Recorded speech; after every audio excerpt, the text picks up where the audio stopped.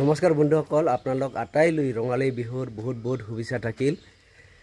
বহাগে যেন আপোনালোকৰ জীৱনলৈ সুখ সমৃদ্ধি আৰু শান্তি ঘূৰাই আনে তাৰে কামনা ৰাখিলোঁ। মোৰ মাতটো একেবাৰে বহি আছে কাহৰ কাৰণে।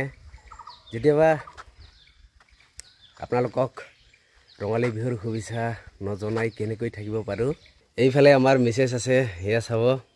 মন্দিৰত যাব না, বুঢ়া বুঢ়ী মন্দিৰত।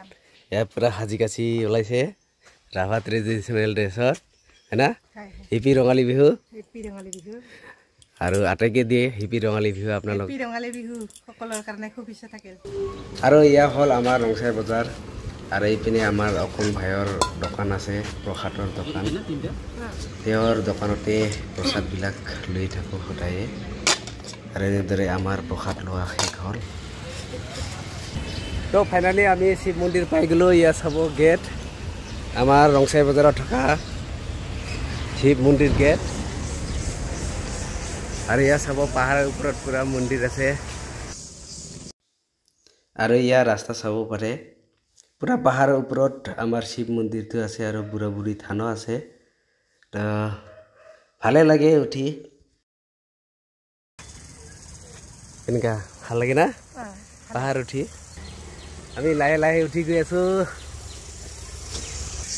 আৰু জংঘল চাব, জংঘল। এয়া মন্দিৰ পালোঁ। ভাগাৰ লাগিল না? এয়া চাব ৰাস্তা, আৰু এয়া চাব পুৰা বান্দৰবিলাক পুৰা চিনি খাই আছে। এয়া চাব পাৰে।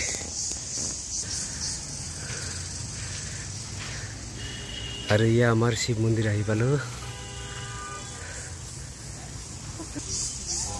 আৰু এয়া হ'ল আমাৰ বুঢ়া বুঢ়ী থান, বিশ্ব বুলি কয় আমি। তো ইয়াতে আজিৰ দিনটো পূজা কৰা হয়। এয়া হ'ল ডাঙৰ এটা শিল, আৰু এনেদৰে বহুকেইজনে আহে আজিৰ দিনটো পূজা দিবলৈ এইখিনি।